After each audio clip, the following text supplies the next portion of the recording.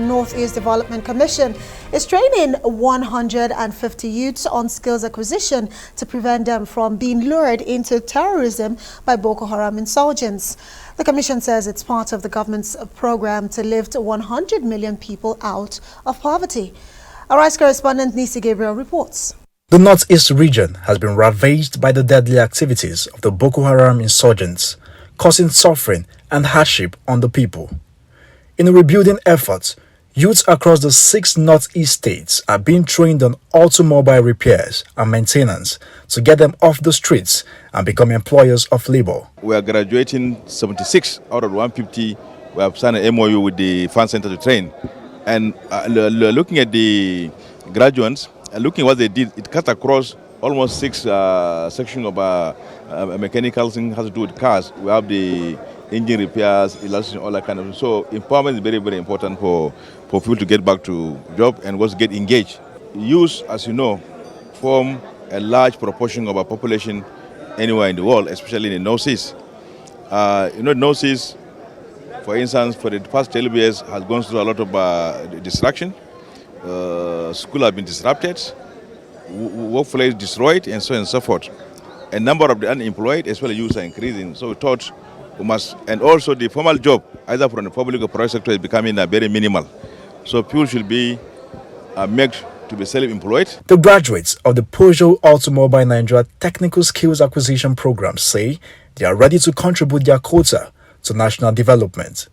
I received the training that I can, when I move back to my state, I can enable to train, to employ more people under me so that I can train them the way I have been trained here, because so that we can move out of poverty.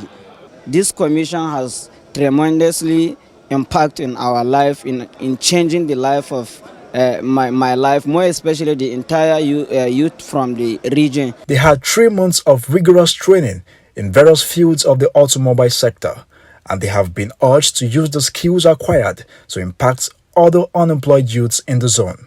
Government cannot give every youth work to do.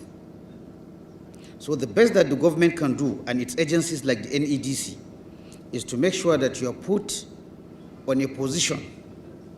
While some will be able to get government work, majority will have to go into private enterprise to ensure that you not only employ yourself, but if you use your skills very well, you'll also be a generator of employment. You'll employ others. The training is to reduce unemployment in the country, boost self-employment, and support those displaced in the Northeast region. It is hoped that subsequently, more women will be included in the training. Nisi Gabriel, Arise News, Kaduna. Okay, we're now being joined by Arise News analyst MAHMUD JEGA. Very warm welcome, MAHMUD. Thank you very much. Let's start. Very good innovation there, I would say. Training, the youths in the Northeast who've, seen over a decade of war, I would say, is a very good one from the government, and to take them off the streets. It is. Only that, unfortunately, the figures are a bit small, 150, but they are probably just starting. And the Northeast Development Commission should gradually expand the program until it incorporates thousands and thousands of trainees. But otherwise, it is certainly one of the ways, in addition to others, that will stop the radicalization and the recruitment of youth into insurgency and other forms of criminality. There is no doubt it is a very important program, but then maybe the numbers are still very small. Is it sustainable? Well, you see, governments have been doing this actually since the days of the military. Many agencies were even created for that purpose, like the Directorate of Employment. Sometimes you do not pay the industrial training fund, all kinds of programs, but in Nigeria we find it difficult to sustain things. Even the Niger Delta had all kinds of programs, and having problem of sustainability and also preventing corruption and other things from creeping in. But we have to keep trying. We have to keep trying. Absolutely. While we keep trying, of course, we have to look at how impactful this will be. Because if you look at those youths there, they're saying the whole idea is to get them to not, join the insurgents, really. But how far-reaching do you think this will be, really, to dissuade them from going the other way? Well, as I heard from the report, you see, this is something like a train the trainers program. It is hoped that these 150 people will go and set up workshops, and then they will recruit other younger people probably and coach them and mentor them. That is the hope. So it is not just the 150 of them. If each one of them ends up employing, let's say, 5 or 10 people, then that's a bigger number.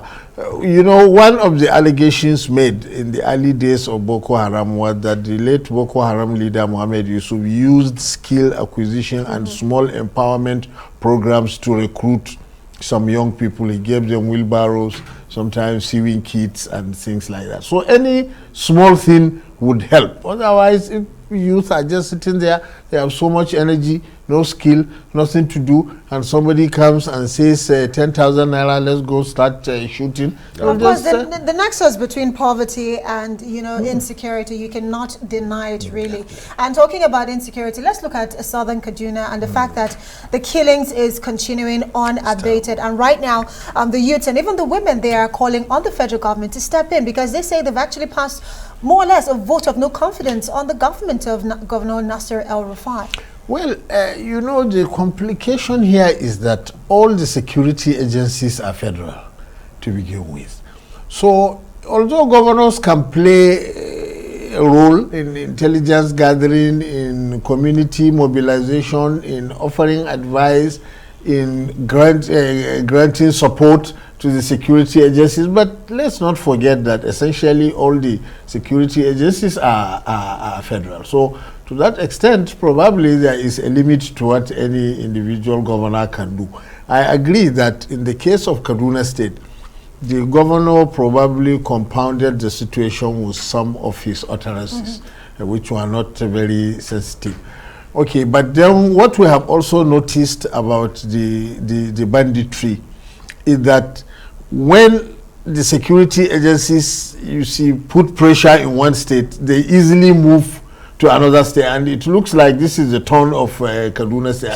Southern Kaduna particularly has been a killing field for bandits, terrorists, and all form of criminalities. This has been going on for over 2-3 years now. And why is it taking so much time to apprehend even one bandit? I don't know, but don't forget that for many years, Birnin Gwari area in Kaduna State, which is northwestern angle of Kaduna State, was really a hotbed of banditry and kidnappings right until the middle of this year. Exactly, because Birnin Gwari forest is contiguous with the forest in Zamfara and southern Katsina State and also northern parts of Niger State. So these bandits are moving. They are quite mobile. They don't recognize political or any other boundaries. So if the security agencies descend, like in Birnin Gwari, the Air Force even had to put a station there. Now, most of the problem is from Chukun and Kajuru area in southern Kaduna State downwards. It is a terrible problem. What I suspect will happen is that the security agencies will now concentrate their attention there, more military operations. Then probably why are we still looking at having more boots on the ground? Because at the end of the day, let's not forget we don't have the numbers. If you look at the number of soldiers that you need to deal with this issue, because let's not forget there's that report of over 300,000 insurgents alone in Sambisa forest, and the soldiers are not enough. But looking at all of this, why are we not considering the deployment of technology in this fight against insecurity, be it insurgency or even banditry? Many things have to be done, and you have just mentioned to have many boots on the ground. To some extent, the federal government has been careless, because they should have started several years ago. If they had started expanding the number of soldiers and security agencies, by now would probably have a much more adequate number. But of course, number is just one aspect. You know, you need mobility and communications and weapons, and then the deployment of technology, which may even reduce the number of people you need, because if you have very good drones and helicopters and even satellites that are monitoring the situation, then it will reduce the number of boots that you need on the ground. So it requires many, many things at the same time. We should have really started many years ago when this banditry and the insurgency reared its head. But it's not too late. Even now, let us start. And let's hope that in the next year or two, we will make a big difference. The people of Southern Kaduna sure need all the protections they can get Absolutely. from the carnage, daily carnage that is going on. Absolutely. Yeah, thanks so very much, MAHMUD JEGA, for joining us on News.